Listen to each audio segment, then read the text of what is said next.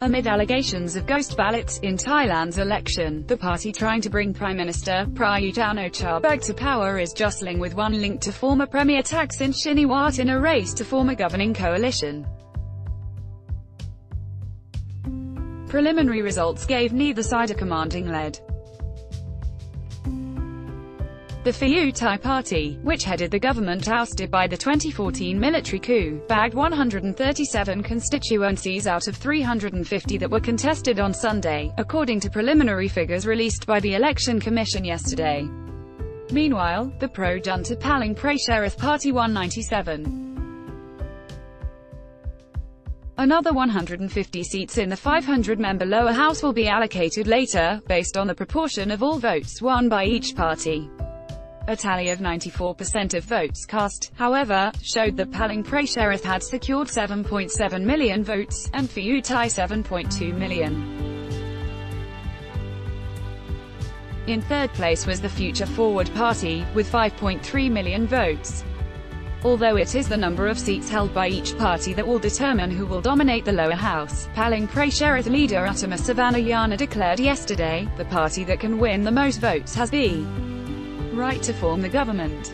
We have started talking with other parties that share the same ideology and policy to form the government. Meanwhile, Pheu Thai said it had opened negotiations to form its own coalition. Its de facto leader and Prime Minister candidate Sudarat Kurathan said, the formation of this government must answer to the will of the people and move the country towards a more democratic direction. The stridently anti-junta Future Forward, which bagged 30 constituency seats, announced its readiness to join her coalition. Official results are expected only in May, as the Election Commission investigates alleged irregularities.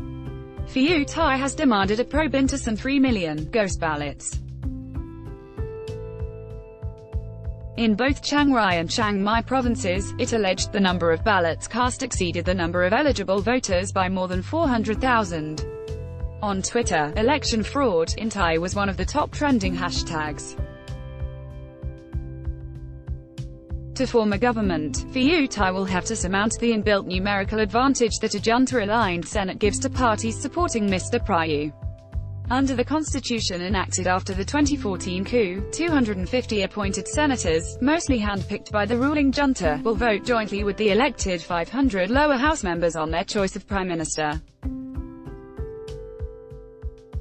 This means that pro-Prayut parties need only muster 126 seats to get to him chosen as premier. Analysts warn, however, that this arrangement throws policy-making into uncertain territory as the minority government may struggle to get future laws passed. Dr. Sithorn Kaunanathicho, a political scientist at King Prahadipok's Institute, thinks Paling Prayut is more likely going to aim for a lower house majority to bring more stability. The kingdom's benchmark set index fell 20.38 points, or 1.24%, yesterday. Pheu Thai belongs to a political faction linked to the post-Thaksin, which has won every single election since 2001. Royalist military factions, however, revile him for his populist policies. This bitter divide had consumed the kingdom until recently, with the entry of some 7 million first-time voters with only faint memories of the past turmoil. On the eve of the election, the Royal Household Bureau issued a statement on behalf of King Mara Vajiralongkorn urging voters to support good people. The biggest loser of the polls was former Premier Abhisit Vejjajiva's Democrat Party, which won just 33 constituency seats, and saw him step down as its leader.